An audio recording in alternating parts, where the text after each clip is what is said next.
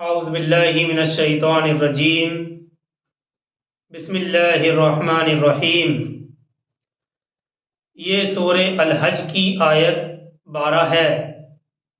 اللہ تعالیٰ فرماتے ہیں یدعو من دون اللہ ما لا یضرہ وما لا ینفعہ، وہ پکارتا ہے اللہ کے سوا ان کو جو نہ اسے کوئی نقصان پہنچا سکتے ہیں اور نہ ہی نفع دے سکتے ہیں۔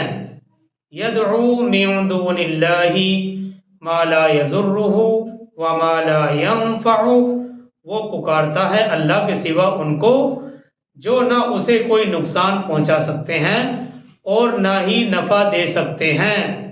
ذالک ھو الضلال البعید، یہی ہے بہت دور کی گمراہی۔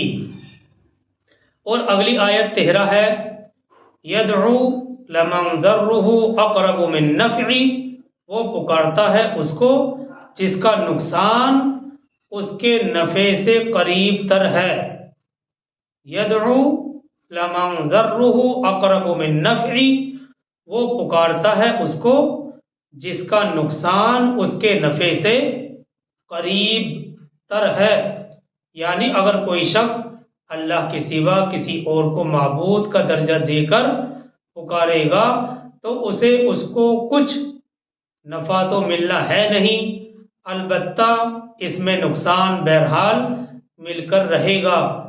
اس آیت میں ان کے نقصان کو اس کے نفع سے قریب تر بتلایا گیا ہے، کیونکہ ان سے دعائیں مانگ کر اور ان کے آگے اپنی حاجت پوری کرنے کے لیے ہاتھ پھیلا کر اپنا ایمان تو وہ فوراً ہی کھو دیتا ہے۔ یعنی اگر کوئی شخص غیر اللہ کے سامنے اپنی حاجت پوری کرنے کے لیے ہاتھ پھیلاتا ہے تو اس کے آگے اپنی حاجت پوری کرنے کے لیے ہاتھ پھیلا کر اپنا ایمان تو فوراً کھو ہی دیتا ہے۔ اور اب یہ رہی یہ بات کہ وہ نفع اسے حاصل ہو جس کی امید پر اس نے اسے پکارا تھا، یعنی غیر اللہ کو پکارا تھا، تو حقیقت کے لحاظ سے بھی وہ مانے گا کہ اس کا حاصل ہونا یعنی نفع کا حاصل ہونا یقینی نہیں ہے۔ یہ بھی ہو سکتا ہے کہ اللہ سبحانہ و تعالیٰ اس کو مزید فتنے میں ڈالنے کے لیے اس غیر اللہ کی چوکھٹ پر ہی اس کی مراد کو پورا کر دے، کیونکہ اللہ بھی یہ کہتا ہے کہ میں بندے کے ساتھ ویسا ہی سلوک کرتا ہوں جیسا وہ گمان کرتا ہے۔ تو ایسا ہو سکتا ہے کہ اللہ تعالیٰ اس کو مزید فتنے میں ڈالنے کے لیے، آزمائش میں ڈالنے کے لیے اس غیر اللہ کی چوکھٹ پر ہی اس کی مراد پوری کر دے۔ اور یہ بھی ہو سکتا ہے کہ اس کی چوکھٹ پر وہ ایمان بھیٹ چڑھا آئے اور اس کی مراد بھی پوری نہ ہو۔ یعنی ایسا ایمان تو بہرحال دونوں صورتوں میں جانا ہی ہے، لیکن ہو سکتا ہے کہ اس کی مراد اسی چوکھٹ پر، غیر اللہ کی چوکھٹ پر اللہ تعالیٰ پوری کر دے، لیکن وہ ایمان تو بھیٹ چڑھا آئے گا ہی، اور ایسا بھی ہو سکتا ہے کہ ایمان بھی چلا جائے اور اس کی مراد بھی پوری نہ ہو سکے۔ اور اس آیت 13 کا آخری فقرہ ہے لبئس المولا ولبئس العشیر، بہت ہی برا ہے وہ مددگار اور بہت ہی برا ہے وہ رفیق۔ لبئس المولا ولبئس العشیر، بہت ہی برا ہے وہ مددگار یعنی مدد کرنے والا جس کو غیر اللہ کے لیے، غیر اللہ کے یعنی اللہ کے علاوہ پکارا ہے، اور بہت ہی برا ہے وہ رفیق یعنی جو پکار رہا ہے، یعنی جس نے بھی اس کو اس راستے پر ڈالا ہے، چاہے وہ انسان ہو یا شیطان، وہ بدترین کارساز ہے اور بدترین ساتھی ہے۔ یعنی غیر اللہ جو معبود اور اس کو اپنا سہارا بنانے والا دونوں ہی بدترین ہیں، یعنی طالب اور مطلوب دونوں ہی ناہنجار۔ تو یہ آیت 13 تھی۔ آگے چلتے ہیں آیت 14 کی طرف۔ ان اللہ یدخل الذین آمنوا وعملوا الصالحات जन्नातिन तजरी मिन तहतिहल अनहार, यकीनन अल्लाह दाखिल करेगा उन लोगों को जो ईमान लाए और जिन्होंने नेक अमल किए उन बागों में जिनके दामन में नदियाँ बहती होंगी। इन्नल्लाह युदखिलुल्लज़ीना आमनु व अमिलुस्सालिहाति जन्नातिन तजरी मिन तहतिहल अनहार, यकीनन अल्लाह दाखिल करेगा उन लोगों को जो ईमान लाए और जिन्होंने नेक अमल किए उन बागों में जिनके दामन में नदियाँ बहती होंगी। आगे इसी आयत में है इन्नल्लाह यफ़अलु मा युरीद, यकीनन अल्लाह करता है जो चाहता है, यानी उसके इख्तियारात गैर महदूद हैं, वो जो चाहे कर गुजरता है। आगे चलते हैं आयत 15 की तरफ। मन कान यज़ुन्नु अल्लन यंसुरहुल्लाहु फिद दुनिया वल आखिरा, जिस शख्स को ये गुमान हो कि अल्लाह हरगिज उसकी मदद नहीं करेगा दुनिया और आखिरत में। मन काना यज़ुन्नु अल्लन यंसुरहुल्लाहु फिद दुनिया वल आखिरा, इस आयत 15 का तर्जुमा ये है, जिस शख्स को ये गुमान हो कि अल्लाह हरगिज उसकी मदद नहीं करेगा दुनिया और आखिरत में, फलयमदुद बिसबबिन इलस्समाइ सुम्मा लियक़ता, तो उसे चाहिए कि एक रस्सी आसमान की तरफ ताने फिर उसे काट दे। फलयंजुर हल युज़हिबन्न कैदुहु मा यगीज़, फिर देखे क्या उसकी ये तदबीर उस चीज़ को दूर कर देती है जो उसे गुस्से में लाई थी। ये आयत 15 कुरान करीम की मुश्किलातुल कुरान में से है और मुख्तलिफ मुफस्सिरीन ने अपने अपने अंदाज से इसकी ताबीरात की हैं। इसकी एक तफसीर ये बयान की जाती है कि एक शख्स जो पूरे इखलास के साथ हर वक्त दीन की खिदमत में मसरूफ़ है और इस रास्ते में आने वाली मुश्किलात का सामना करते हुए अल्लाह सुब्हानहू व तआला से मुसलसल उम्मीद रखता है कि आज नहीं तो कल, कल नहीं तो परसों अल्लाह की मदद ज़रूर आएगी। लेकिन खुदा न खास्ता अगर किसी मरहले पर वो अल्लाह की मदद से मायूस हो जाए, ना उम्मीद हो जाए, तो उसकी ये कैफियत उसके लिए नाकामी का सबब बन जाएगी।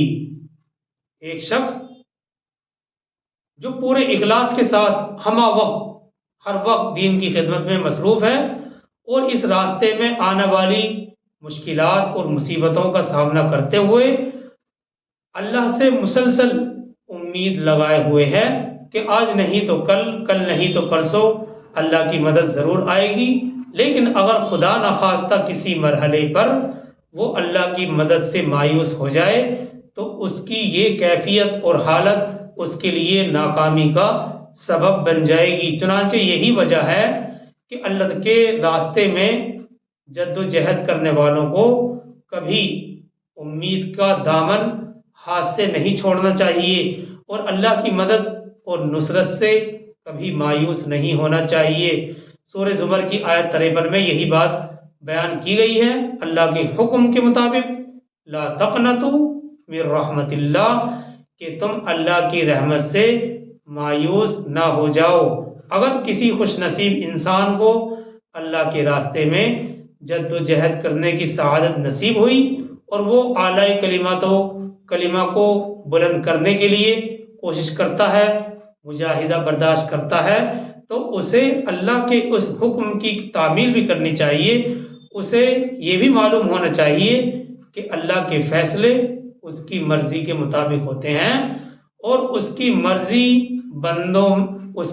जो मर्ज़ी और मशीयत है, बंदों का कोई अमल दखल उसके अंदर नहीं है। बंदों को तो बस यही करना चाहिए कि वो इस सिलसिले में अपने हिस्से में जो कोशिश है वो करते रहें और अल्लाह के वादों पर पुख्ता यकीन रखें। जिसे अल्लाह के बहुत से वादों में से, जिस तरह से अल्लाह ने बहुत से वादे किए हैं अपने दीन की मदद और नुसरत करने के ऊपर, ऐसे ही एक सच्चा वादा ये भी है वल्लज़ीना जाहदू फीना लनहदियन्नहुम सुबुलना, اور جو لوگ ہمارے راستے میں جد و جہد کریں گے ہم لازماً انہیں اپنا راستہ دکھائیں گے۔ اس سے معلوم یہ ہوا کہ حق کی دعوت دینے والوں کو اللہ کے وعدوں پر یقین رکھتے ہوئے اس کی بارگاہ میں التجا کرتے رہنا چاہیے۔ انک لا تخلف المیعاد، یقیناً تو اپنے وعدوں کے خلاف نہیں کرتا ہے، اور یہ اللہ کا وعدہ ہے کہ جو لوگ اس کے کاموں میں لگے رہتے ہیں اللہ تعالیٰ غیر محسوس طریقے پر ایسے لوگوں کو سیدھا راستے کی ہدایت دیتا ہے اور سیدھے راستے پر چلنے کی توفیق عطا فرماتا ہے، اور پھر ان کی مشکلات کو بھی دور کر دیتا ہے۔ ان تنصروا اللہ ینصرکم وَيُثَبِّتْ أَقْدَامَكُمْ، سورہ محمد میں ہم پڑھیں گے اگر تم اللہ کی مدد کرو گے تو اللہ تمہاری مدد کرے گا اور تمہارے قدموں کو جما دے گا۔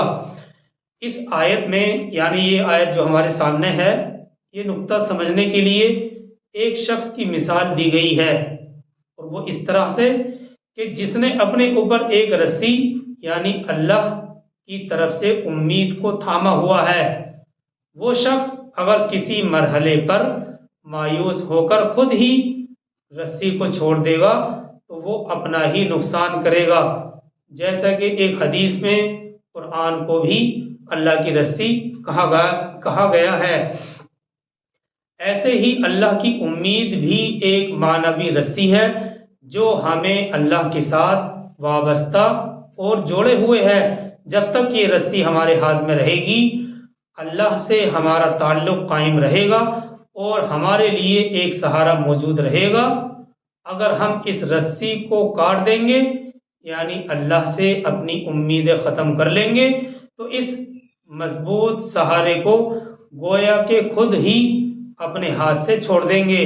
ایسا کرنے کا نتیجہ اس کے سوا اور کیا ہوگا کہ ہم بے یار و مددگار ہو جائیں گے۔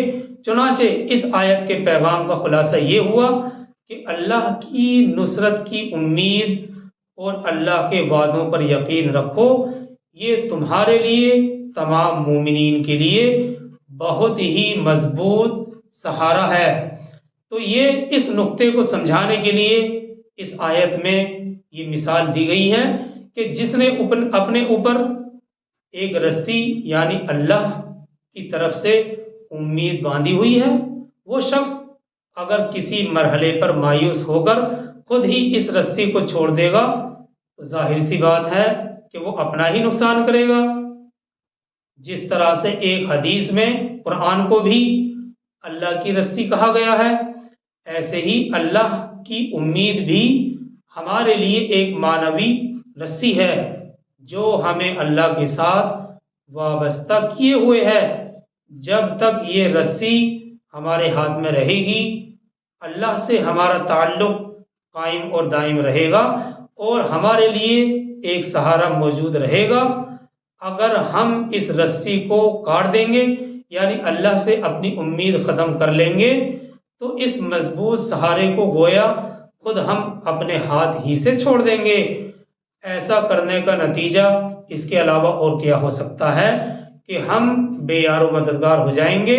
چنانچہ اس آیت نے نازل ہو کر ہمیں یہی پیغام دیا ہے کہ اللہ کی نصرت کی امید اور اس کے وعدوں پر یقین رکھو، یہ تمہارے لیے بہت ہی مضبوط سہارا ہے۔ یہ آیت 15 تھی، آگے چلتے ہیں آیت 16 کی طرف۔ وَكَذَلِكَ أَنزَلْنَاهُ آيَاتٍ بَيِّنَاتٍ وَأَنَّ اللَّهَ يَهْدِي مَن يُرِيدُ، یہ آیت 16 ہے۔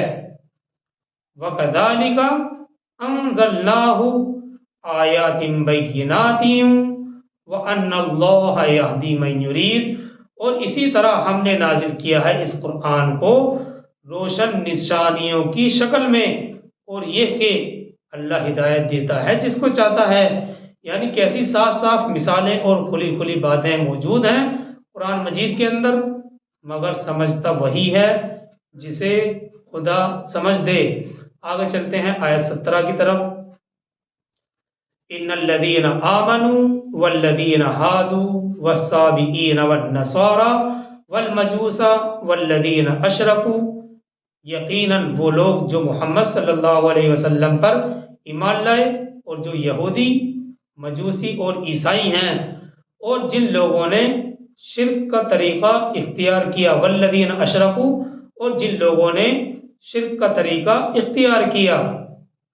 ان الذین آمنوا، بے شک وہ لوگ جو ایمان لائے محمد صلی اللہ علیہ وسلم پر، اور جو یہودی اور عیسائی ہیں، اور جن لوگوں نے شرک کا طریقہ اختیار کیا۔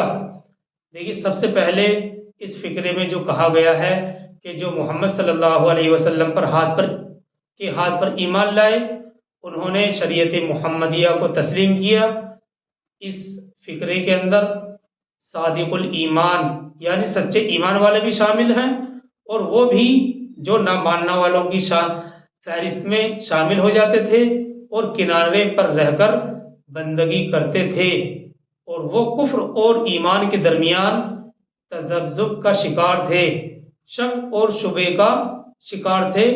تو ایسے لوگ بھی داخل ہیں اس فقرے کے اندر، اور صادق المومنین بھی شامل ہیں۔ اور اسی طرح سے آگے یہاں سابئین کا بھی ذکر کیا گیا ہے۔ سابئی کے نام سے قدیم زمانے میں، پرانے زمانے میں دو گروہ مشہور تھے۔ ایک حضرت یحییٰ علیہ السلام کی اتباع کرنے والے، جو عراق کے اوپری حصے یعنی الجزائر کے علاقے میں کثرت سے پائے جاتے تھے۔ نمبر دو، دوسرے گروہ میں ستارہ پرست لوگ ہیں، جو اپنے دین کو حضرت شیس اور ادریس علیہ السلام کی طرف منسوب کرتے تھے، اور فرشتوں کی بھی فرما روائی کے قائل تھے۔ ان کا مرکز حران تھا، اور عراق کے مختلف حصوں میں ان کی شاخیں پھیلی ہوئی تھیں۔ تو یہ سابئین سے متعلق دو قول ہیں۔ پہلا، دو گروہ ہیں۔ پہلا، حضرت یحییٰ علیہ السلام کی اتباع کرنے والے، جو عراق کے اوپری حصے یعنی الجزائر کے علاقے میں رہتے تھے اور یہاں کثرت سے پائے جاتے تھے۔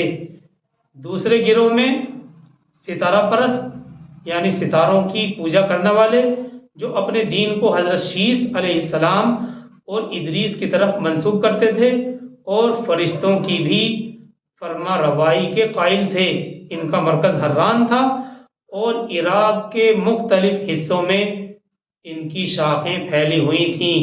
یہ دوسرا گروہ بھی اپنے فلسفے اور سائنس کے کمالات کی وجہ سے بہت مشہور ہوا، لیکن مفسرین کہتے ہیں غالب گمان یہ ہے کہ یہاں پہلا گروہ مراد ہے، جو عراق کے اوپری حصے یعنی الجزائر کے علاقے میں پائے جاتے تھے، کیونکہ دوسرا گروہ قرآن کے نازل ہونے کے زمانے میں اس نام سے مشہور نہیں تھا۔ واللہ عالم، یہ تاریخی باتیں ہیں، بہرحال قرآن اور صحیح حدیث میں ہے نہیں۔ اور مجوس کے بارے میں تفسیر عثمانی میں ہے کہ مجوس آگ پوجتے ہیں اور دو خالق مانتے ہیں، ایک خیر کا خالق جس کا نام یزدان ہے، دوسرا شر جس کو اہرمن کہتے ہیں۔ یہ مجوس سے متعلق تفسیر عثمانی میں ہے کہ وہ دو خالق مانتے ہیں، ایک خیر کا خالق جس کا نام یزدان ہے، دوسرا شر کا خالق جس کو اہرمن کہتے ہیں۔ اب آگے پہلے آیت کا دوسرا حصہ دیکھتے ہیں۔